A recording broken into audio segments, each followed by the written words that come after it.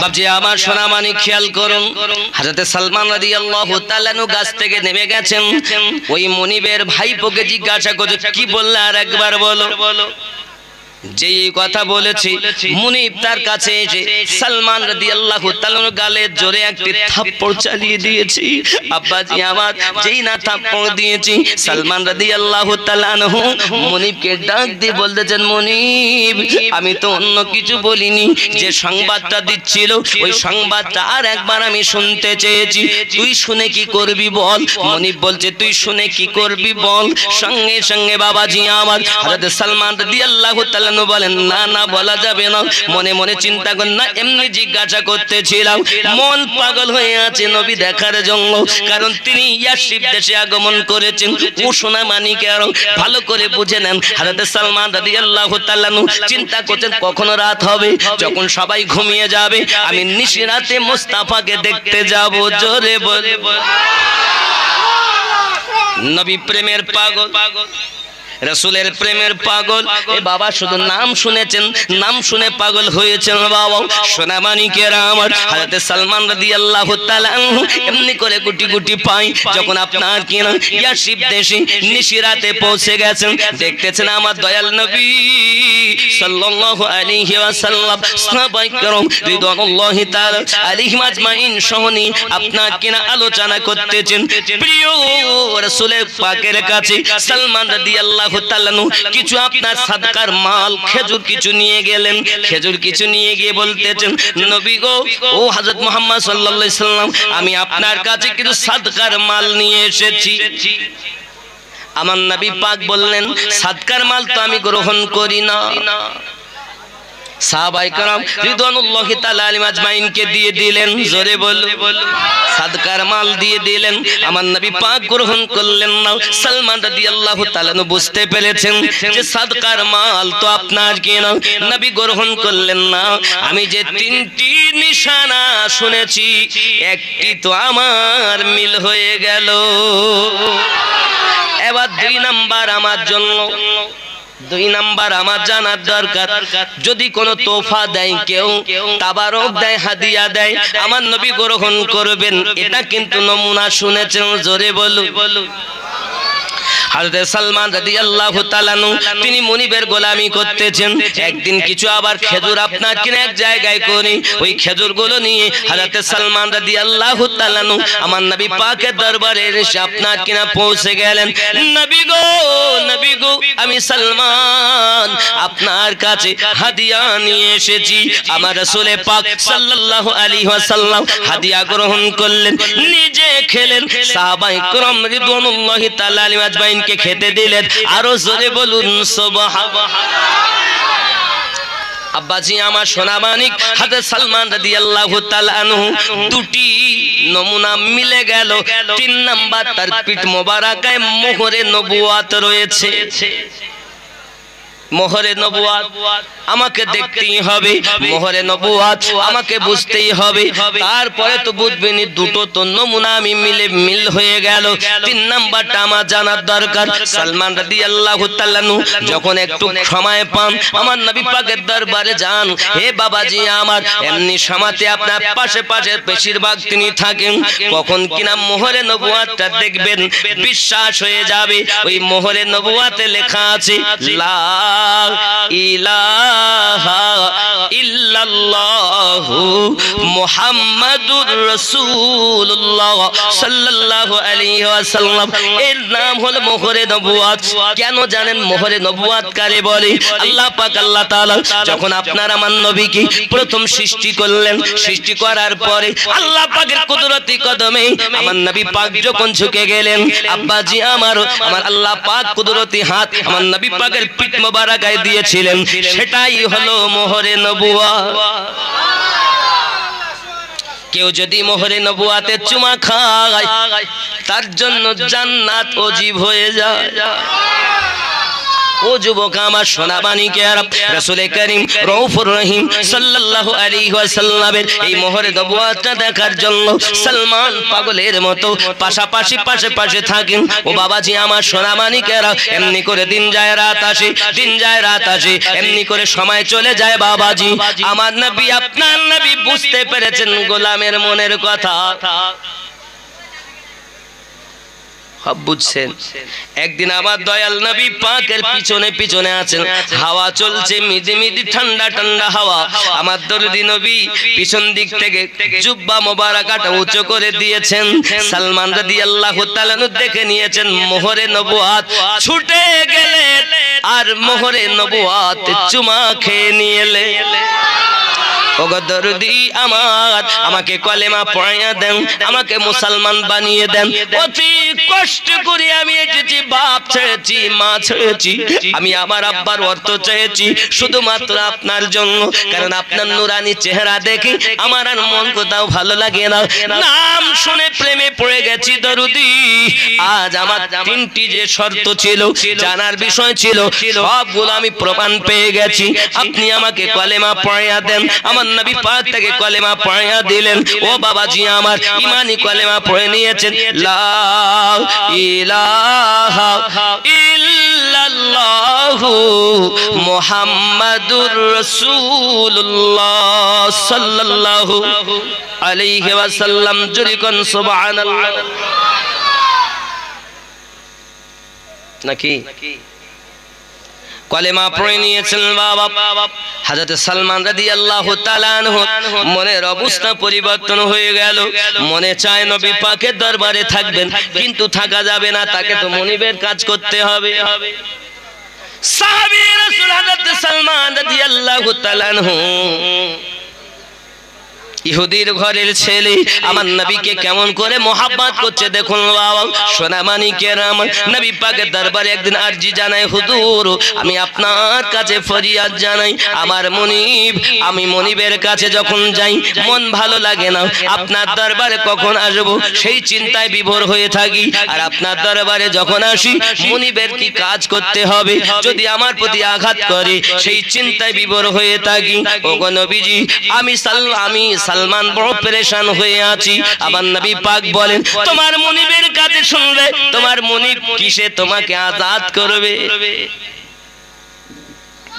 মনিবের কাছে যখন সালমান রাদিয়াল্লাহু তাআলা জিজ্ঞাসা করেন, হ্যাঁ হ্যাঁ হ্যাঁ হ্যাঁ আমি তোমাকে আজাদ করতে পারি, তবে আমি স্বর্ণ চাই, স্বর্ণ দিতে হবে, মুক্তি দেব। হে বাবাজি আমার, 2 নাম্বার আমার রূপোর টাকা দিতে হবে। বাবাজি আমার 3 নাম্বারে আমি 100 খেজুরের চারা দেব। এই খেজুরের চারাকে আপনার খেজুর ধরে যাবে, খেজুর ধরার পরে যখন খেজুর পেকে যাবে তখন তোমার মুক্তি। খেয়াল করুন, আমার নবী আপনার নবী সাল্লাল্লাহু আলাইহি ওয়াসাল্লামের দরবারে সালমান রাদিয়াল্লাহু তাআলা আনহু আছেন। ও বাবাজি আমার সোনা মানিকেরা, এখন রূপোর দিরহাম চাই। একদা আমার আপনার নবী সাল্লাল্লাহু আলাইহি সাল্লাম বসে আছেন, দরুদি নবী কদম মোবারকার নিচে থেকে এক মুষ্টি বালু আমার নবী পাক বললেন, সালমান তুমি তোমার চাদরে নিয়ে নাও। হযরত সালমান রাদিয়াল্লাহু তাআলা এই চাদরে করে ওই বালুগুলো নিলেন। বালুগুলো নিয়ে যাওয়ার পরে বাবাজি আমার যে মনিবের দরবারে গেছে, দেখে বালুগুলোর উপর টাকা হয়ে গেছে।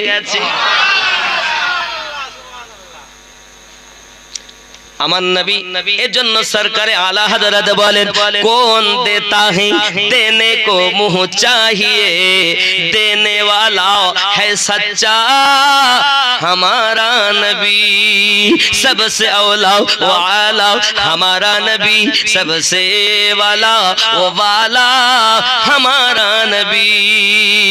जोरे बोल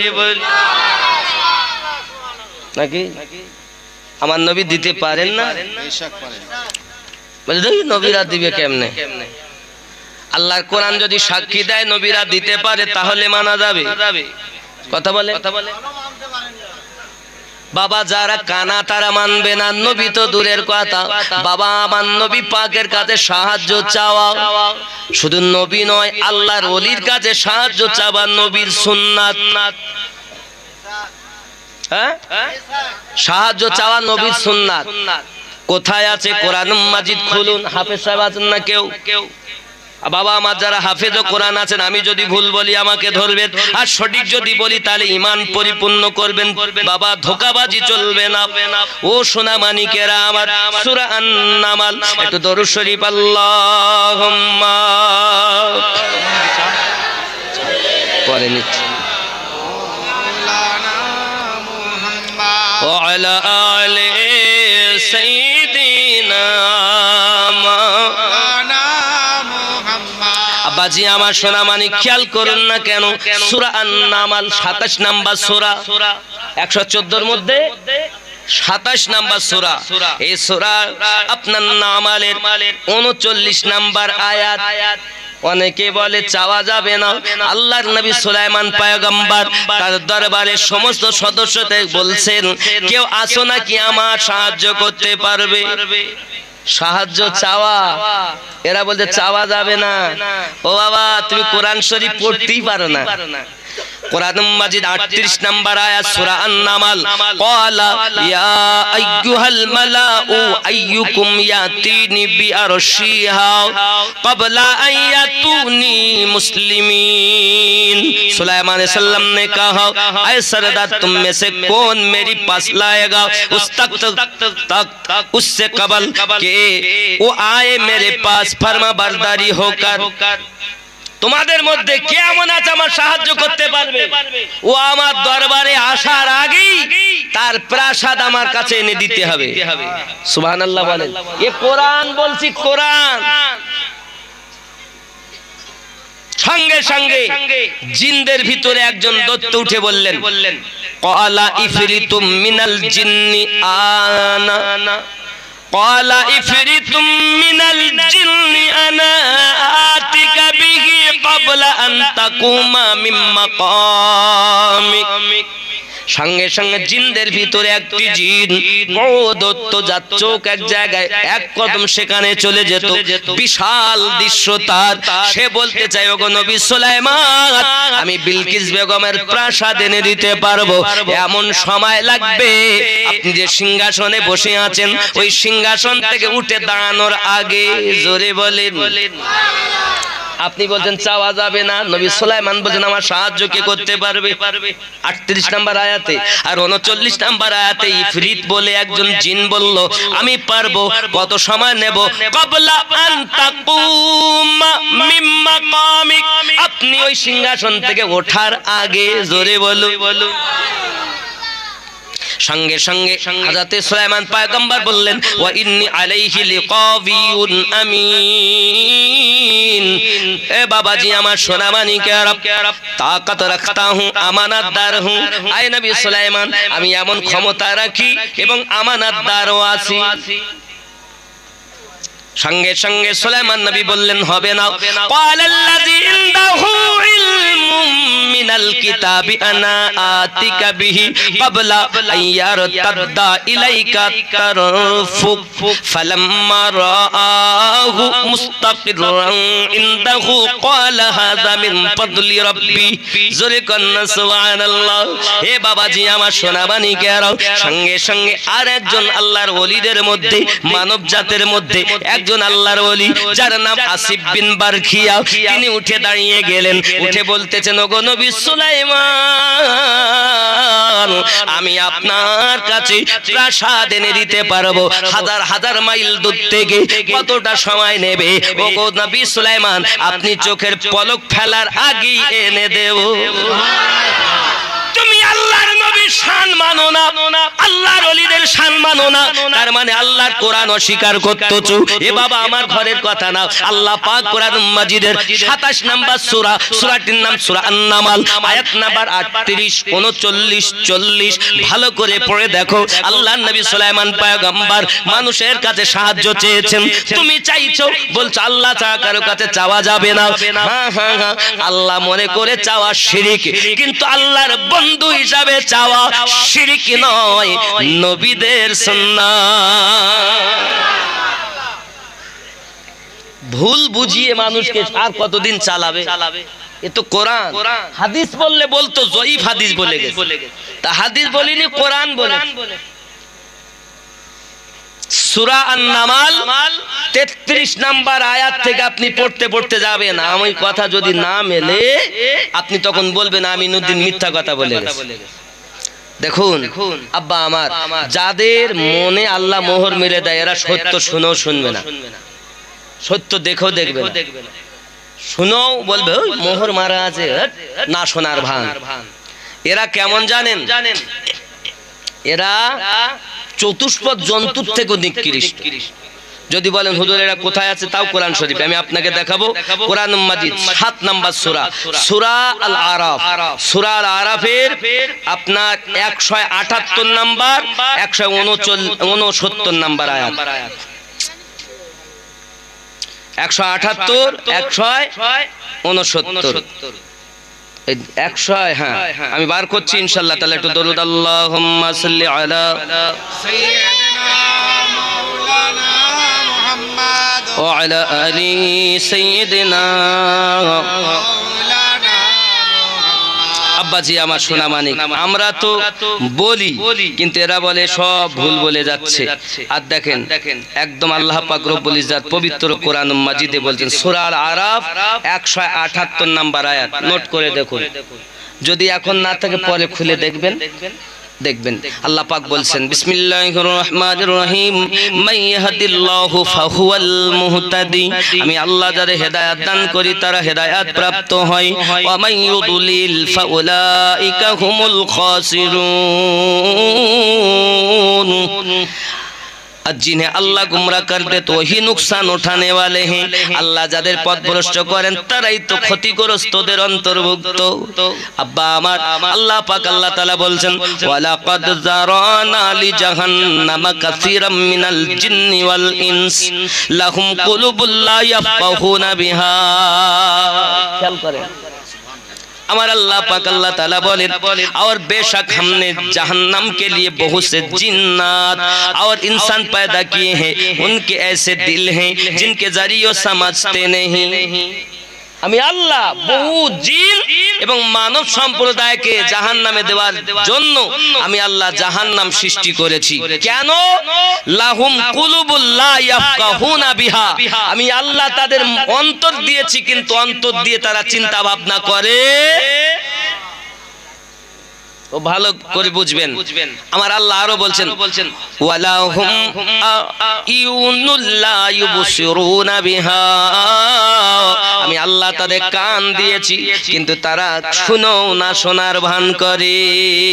আমার আল্লাহ আরো বলছেন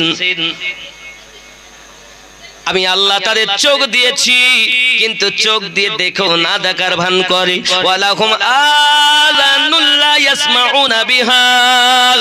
আমার আল্লাহ পাক আল্লাহ তাআলা বলেন আমি আল্লাহ পাক তাদের চোখ দিয়েছি কিন্তু তারা দেখেও না দেখার ভান করে। কান দিয়েছি শুনেও না শোনার ভান করে। আমার আল্লাহ পাক আল্লাহ তাআলা বলেন ওয়ালাহুম আযানুল লা ইয়াসমাউনা বিহা উলাইকা কাল আনআম বাল হুম আদাল। এরা চতুষ্পদ জন্তুর সমতুল্য, বরং তার থেকেও নিকৃষ্ট। মন আছে শুনে চিন্তা ভাবনা করে না, চোখ আছে দেখো ভালো করে আপনার না দেখার ভান করে, কান আছে শুনেও না শোনার ভান করে। আমি আল্লাহ পাক আল্লাহ তাআলা ঘোষণা দিলাম তারা চতুষ্পদ জন্তুর সমতুল্য, মানে ছাগল, গরু, ভেড়া, মহিষ, কুত্তা, বাঘ, ভাল্লুক, হাতি, যা মনে করবেন তাই। আল্লাহ পাক বলেন বালহুম আদল, তার থেকেও নিকৃষ্ট। কি বললেন? আমার ওয়াহারি রাহমাতুল্লাহ আলাইহি তিনি বলেন ওরে মানুষ যেদিন মানুষ হবে সেদিন মানুষ আল্লাহ পাবে রে, নইলে পশু হয়ে মারা যাবে। ইহা কোরআনে শোনা যায় দয়াল খোদা তুমি কে কে জানাবে তোমার পরিচয় মানুষ কুলে জন্ম নিয়ে জানি না মানুষ হয় কোথায় কে জানাবে তোমার পরিচয় নামাজ পড়ে রোজা রাখে হজ করে যেই ওদেরকে বলতেছি বাবা তুমি সঠিক পথ জানার জন্য বোঝার জন্য আল্লাহর ওলিদের দ্বারস্থ হও বলে ওলিদের দ্বারস্থ হওয়া শিরিক আল্লাহ পেতে গেলে আমার মাধ্যম লাগবে নাকি ও যুবক আল্লাহ পাক আল্লাহ তাআলা কোরআন মাজিদে সূরা আল কাহফের 17 নম্বর আয়াতে বলেছেন মাইয়াহদিল্লাহু ফাহুয়াল মুহতাদি আমি আল্লাহ যাদের হেদায়েত দান করি তারা হেদায়েত প্রাপ্ত হয় ওয়া মাইয়ুদলিল আর আমি আল্লাহ যাদের পথভ্রষ্ট করি ফালান তাজিদা লাহু ওয়ালিয়াম মুরশিদা একজন পথ প্রদর্শক হিসাবে আউলিয়াকে মুর্শিদ হিসাবে পাবে না তাহলে পথ প্রদর্শক হিসাবে আউলিয়াকে মুর্শিদ হিসাবে দুনিয়ায় পেল যারা আল্লাহর কোরআন মোতাবেক হেদায়েত প্রাপ্ত তারা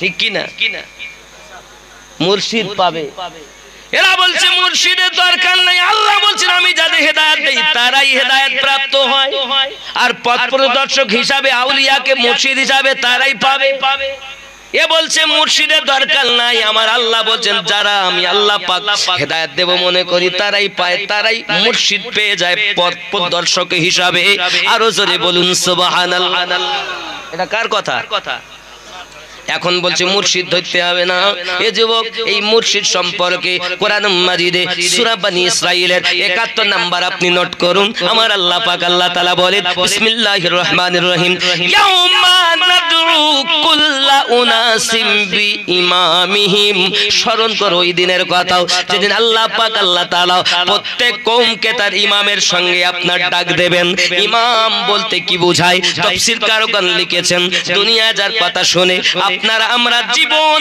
পরিচালনা করেছি তিনি হলো আমাদের ইমাম তিনি হকের দাওয়াত দিলেও তার কথা শুনে যদি চলো তার সঙ্গে উঠতে হবে যদি মিথ্যা দাওয়াত দেয় তার কথা শুনে যদি চলো তার সঙ্গে তোমাকে উঠতে হবে আল্লাহর কোরআন সূরা বনী ইসরাঈল 71 নম্বর আয়াত তার প্রমাণ করে বাবাজি তাহলে আমরা যার কথাবার্তা শুনে জীবন পরিচালনা করি তিনি আমাদের মুর্শিদ আর এই মুর্শিদের সঙ্গে হাসরের দিনে আল্লাহ ডাক দেবেন জোরে বলুন সুবহান